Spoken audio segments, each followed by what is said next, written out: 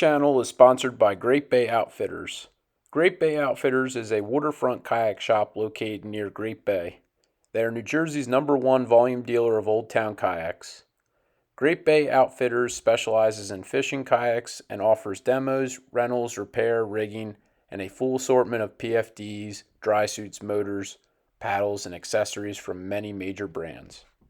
Alright, so today I'm going to be fishing something a little bit different. Last few trips we've been fishing frozen sand fleas, fiddler crabs. Today I got the newest staple, the Asian shore crab. They are an invasive species to New Jersey, or to the US in general. So we're kind of doing a good thing by using them. Some guys swear that these crabs don't work and that sheepshead and other fish don't eat them. I've never seen that. In fact, these are one of my favorite tog baits in the fall if I can't find green crabs, because they're super abundant and they're free.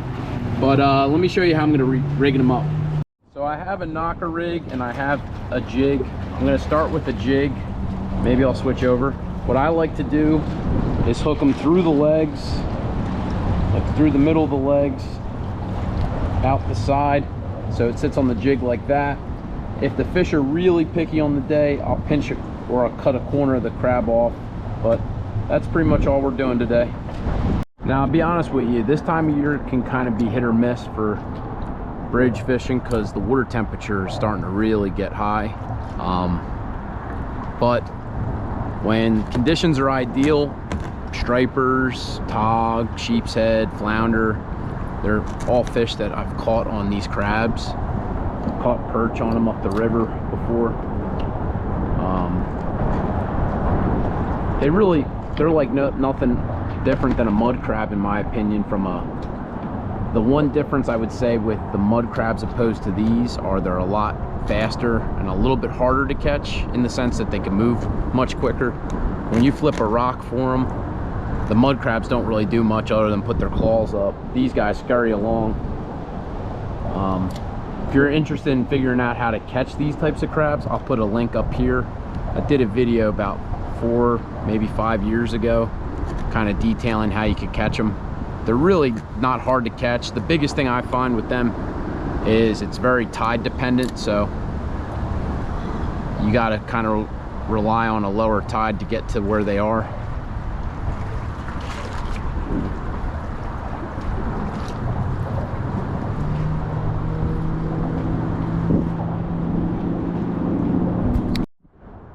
There we go. Oh yeah. Drag slipping a little bit. What we got? Tog, I think. Yep. Alright. Not a bad one.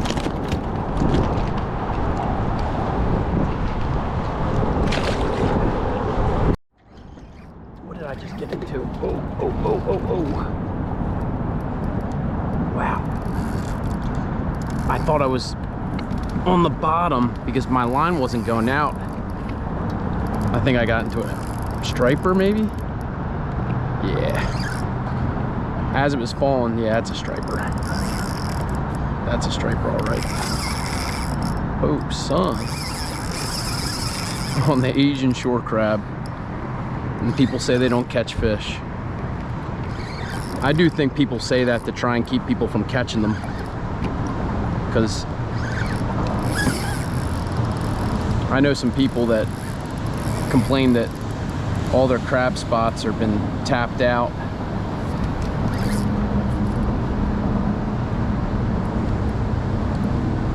I think that's part of the plan of keeping people away from them. Yeah, this has to be a striper. I think. Could be. Yeah, it's gotta be.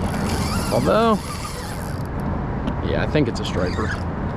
Although the other night I came out striper fishing, man, and could not get away from the stingrays, but I don't think this is a stingray. Stingrays usually don't come up as easy. I think it's a striper. Yeah, not a bad one either.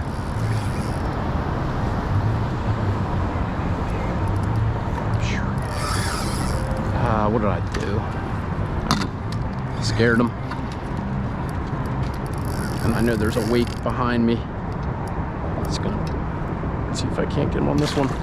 Oh, had him in the net. Ah, man. There we go. All right, now I got him. I got him this time. Man. There we go. All right, let's pedal a little bit somewhere more protected. I'm actually curious how big this guy is. So we have a slot limit, not that we're going to keep this guy. That's why I'm keeping him in the water, to try and keep him the least amount of stress possible, rather than just out on my hot deck. All right, let's see how big this guy is. Not a monster, but I'm always curious what we got. Probably should take that jig out of his mouth. Ooh, man, that would have been a perfect slot fish. 28 on the dot. All right, let's get him back in. All right, let me drop it right here. You know you gotta love fishing to come out on a Saturday. That was kind of my only option today. And the one bad thing about this type of fishing on a weekend is when you hook into a bigger fish and you're fighting it, you're kind of less likely to keep your, head up, head on a swivel, like kind of understand what's around you. And it's usually not the boaters, honestly. It's the jet ski people, man, that typically are the ones that are wreaking havoc on the weekends, in my opinion. Don't get me wrong, I'm not saying all jet skiers are, a certain way, but it does seem like the weekend warrior people really have no care in the world.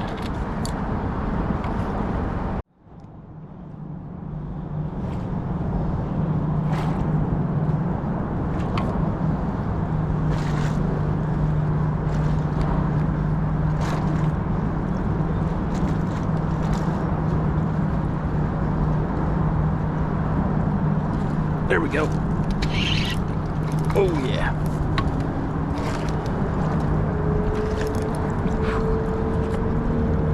What do we got? Maybe a sheep? Maybe a trigger, man? Could it be the first trigger fish of the year? Sheep.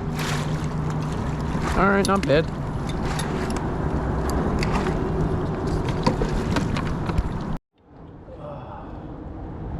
I've had a feeling it was something different than a tog because it was just stealing my bait left and right. And usually tog can steal bait, but not like Sheepshead, man. They are like the king of stealing bait. There he goes.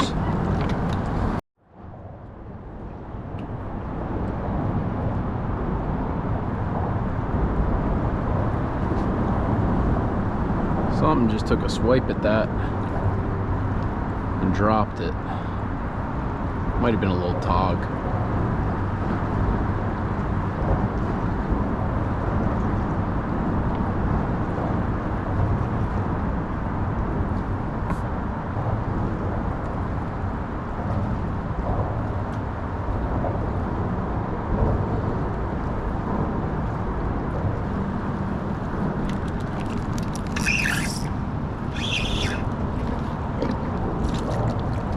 Guy. Alright. I think that we'll give it one more drop, and if there's just all these little fish, we'll move elsewhere. One interesting thing I've noticed about these fish, or I'm sorry, about these crabs, is I don't get as many small sea bass on them when the water warms up. That could be like the biggest issue, honestly, when you're doing this fishing. Especially if I have like sand fleas, or really it's mostly sand fleas and blue claws that I like. As soon as you get it down there, it's like a sea bass magnet.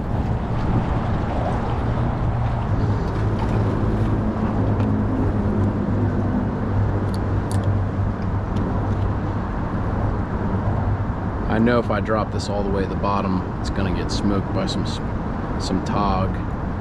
So I'm gonna try and ease down, see if anything bigger's up in the water column.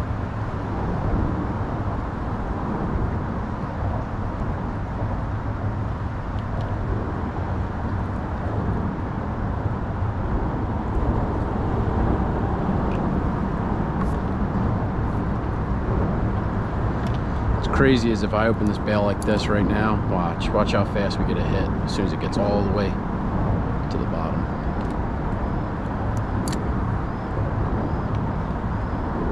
So, as soon as that hits bottom, man, I think that's all small tog. I think. Yeah, that's gotta be. Yeah.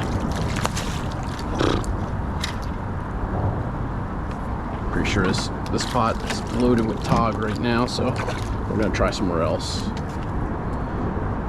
Female.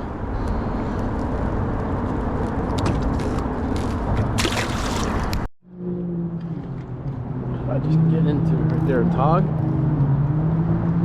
I think. Oh no.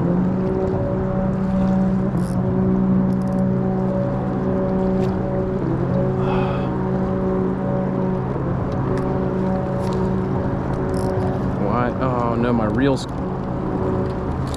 There we go. I'm wondering why it wouldn't reel. Maybe a striper. I don't know. Sheep tog or striper? Tog, I think. Pretty big tog actually for this time of year. Woo! Not a giant, but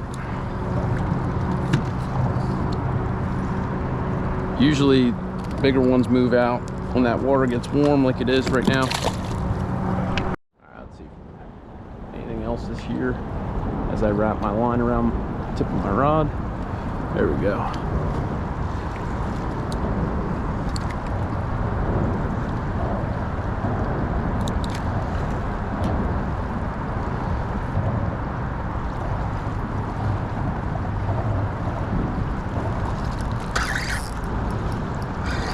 Another tog. Oh, man, little guy.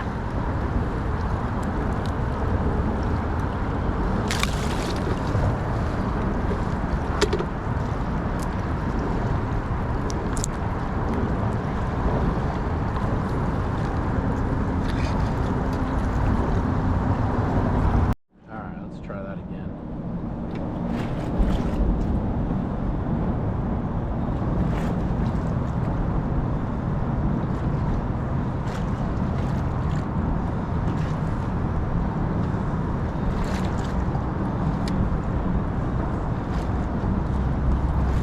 Got him. Oh, little tog. Hopefully that's not all tog.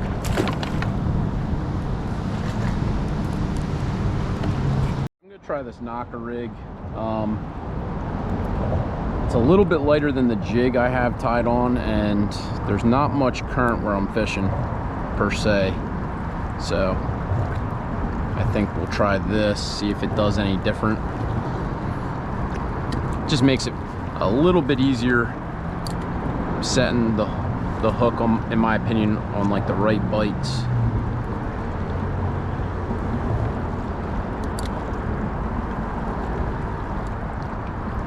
Oh, look at that. That's like the sea bass, like drive you nuts hits. And then there's a tog hit right after it. There. Felt so much bigger when he hit.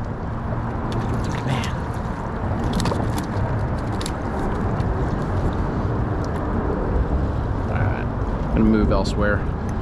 So far, everywhere we've gone has been nothing but little tog, but that's why they call it fishing, so we'll look elsewhere.